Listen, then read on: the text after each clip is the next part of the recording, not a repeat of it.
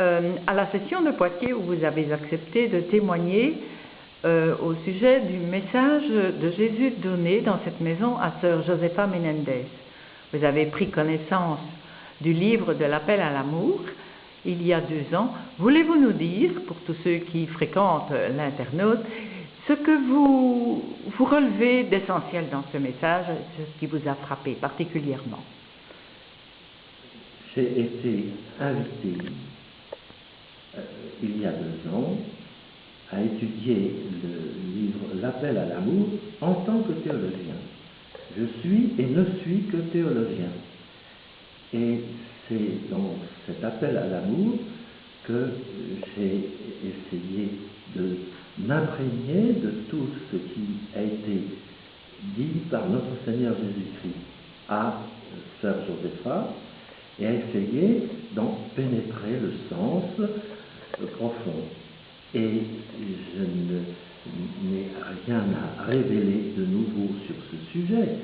Il est certain que notre Seigneur est venu révéler son mystère de miséricorde avant tout, et venu exprimer une requête, celle d'une réponse d'amour à son propre amour, une réponse de réparation, d'amour et de confiance en sa miséricorde. Voilà l'essentiel du message.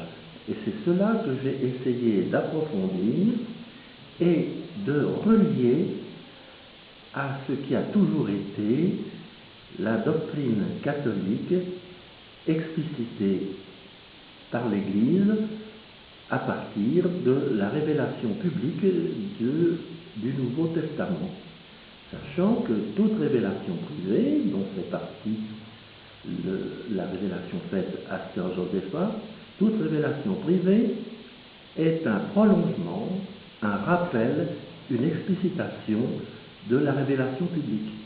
Il n'y a donc rien de nouveau dans cet appel à l'amour, mais il y a un rappel de notre Seigneur Jésus-Christ à l'essentiel de l'Évangile, qui est la révélation de l'amour miséricordieux de Dieu pour les hommes et l'appel à une réponse d'amour et de confiance en cet amour.